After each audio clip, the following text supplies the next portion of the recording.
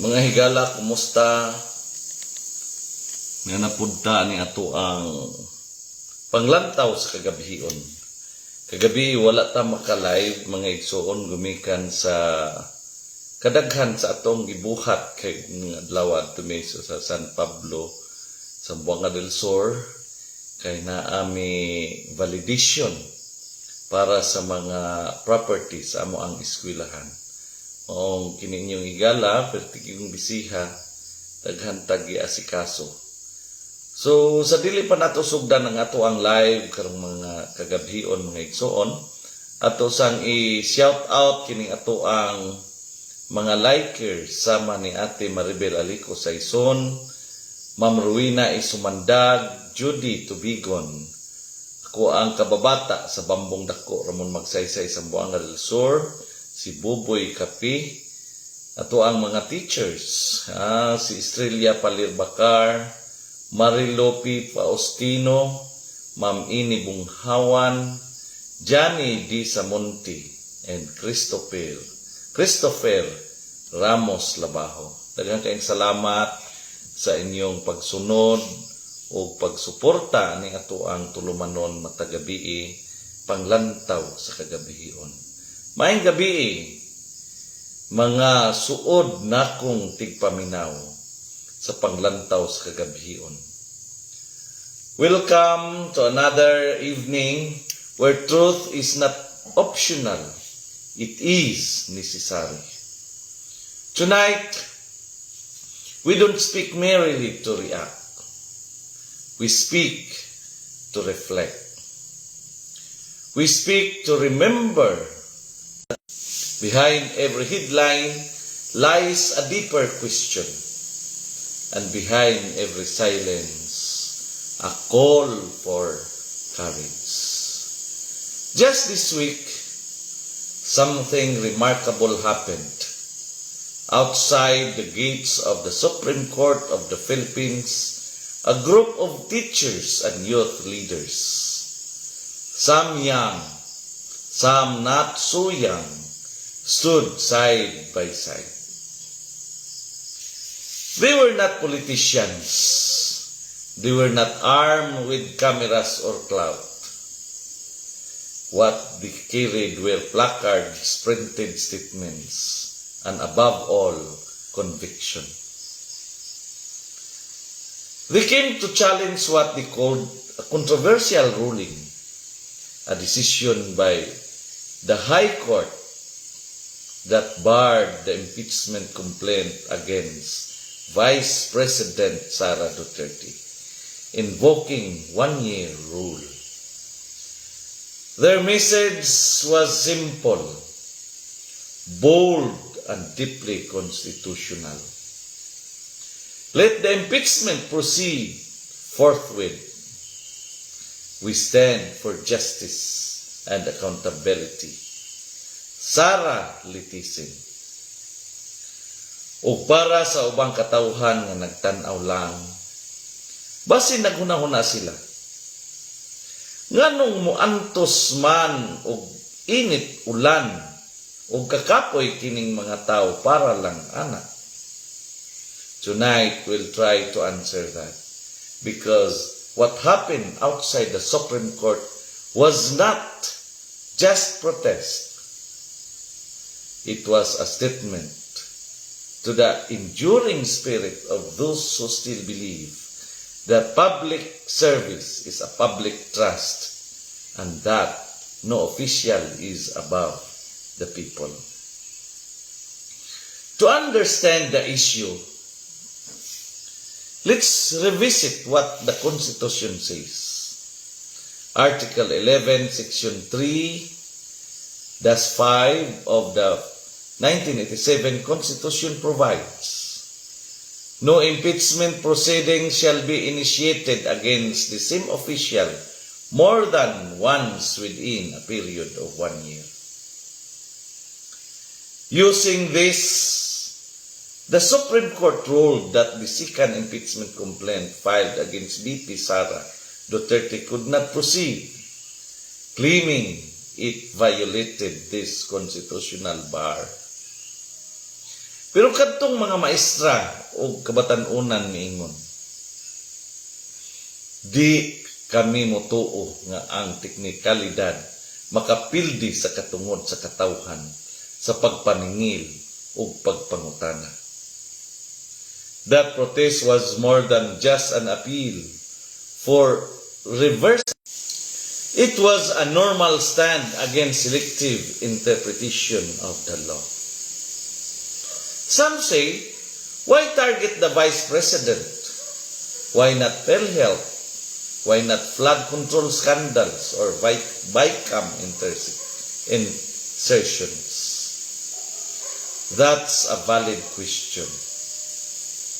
And the answer is simple. Accountability is not exclusive. Ang pagpaningil dili lang para sa usa. Ang tinuod nga hustisya dapat patas. Raising questions about the Vice President's use of confidential funds does not mean forgetting the anomalies in PhilHealth. Demanding transparency from one office does not mean ignoring Congress. In fact, it is the same voice crying out from different directions.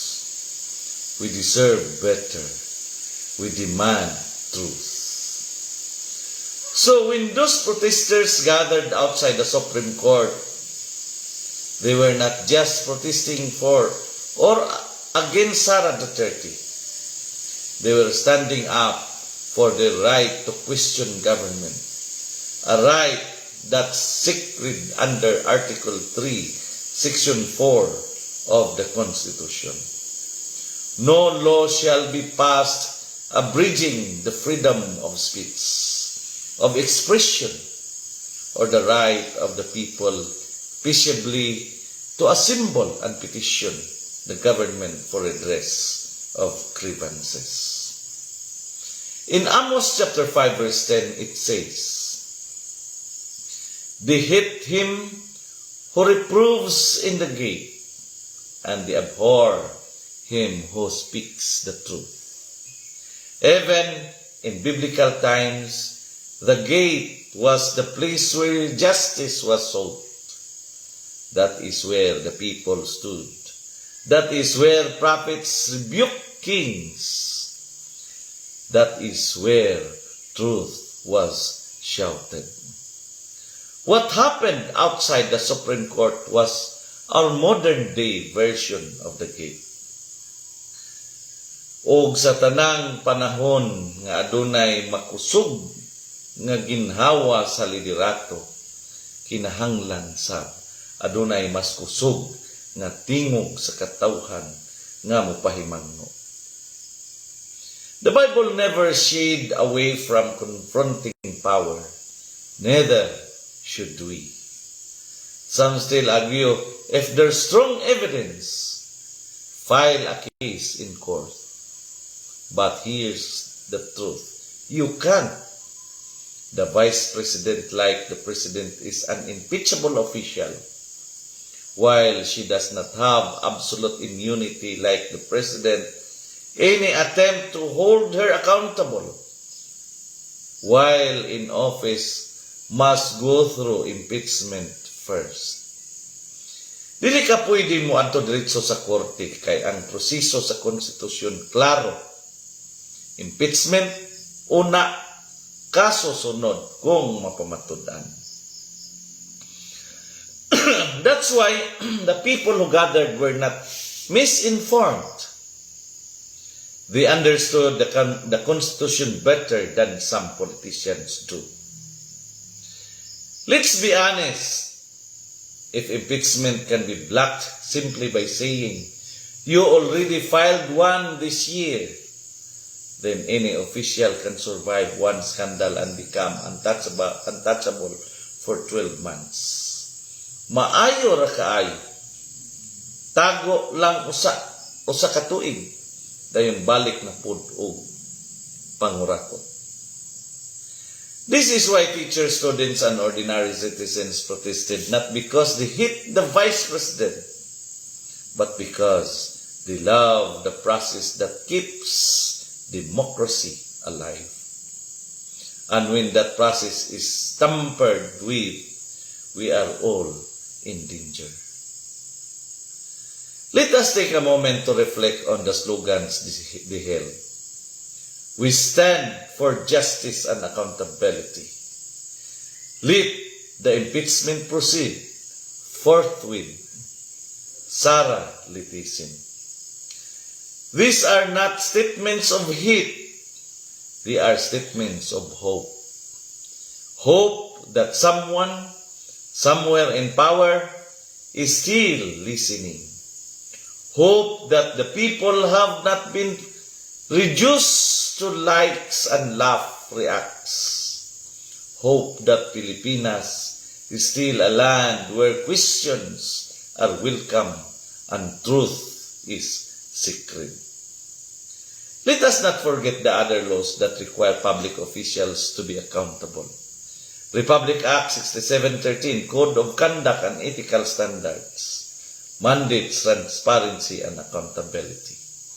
Republic Act 3019, Anti-Graft and Corruption Practices Act, prohibits the use of public office for personal gain.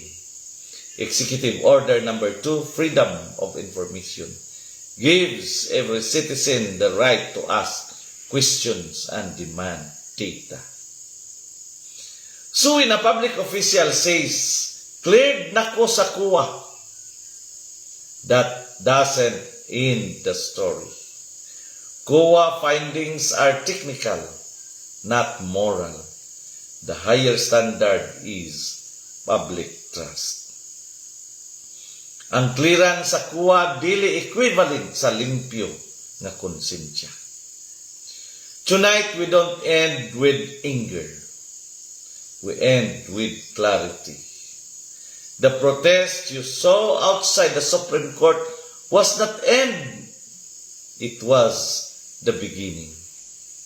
It was a wake-up call to every Filipino that we still have power, that democracy is not dead, that accountability is not selective, that public service is not privilege, it is sacrifice. Let us remember the word of Micah chapter 6 verse 8.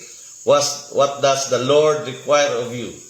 To act justly, love mercy, and walk humbly with your God.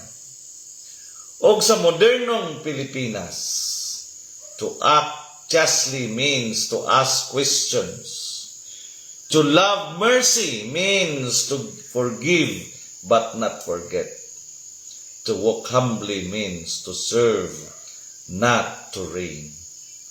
Mga igsoon, kung ang tanang tingog, muhilom, kinsa pa man ang mupukaw. Kung ang tanang institusyon magsira sa ilang pultahan, kinsa pa man ang muserbisyo sa kamatuoran. Tonight, we honor those who stood outside the Supreme Court, not because they are perfect, but because they were brave. And we pray that their courage will spark a fire, not of rebellion, but of responsibility. Kini ang panglantaw sa kagabihion diin ang kahayag sa kamatuoran, mudanag bisan pa sa kangit-ngit. In a land where truth is silenced, to speak is already an act of faith. Kini inyong higala, igsoon o galagad, Jeremias Labaho Tubigon, magapahinumdum kanatong tanan. Nga sa atong pagpangandoy ug matarong nga katilingban, ang kamatuoran gayud ang atong suga. Ug sa kangit-ngit sa kasaysayan, ang tinud-anay nga pamunuan ang labing hayag nga paglaom. Shout out Ma'am Lisa Nilias nga nagtan-aw kanato karon. Ug sa tanan nga nagtan-aw og naminaw nga wala ma-click ang ilang kuan nga mag-appear sa atong screen. Daghang kayong salamat ug ang Dios magapanalangin ug magapanalangin kanatong tanan. Maayong gabi.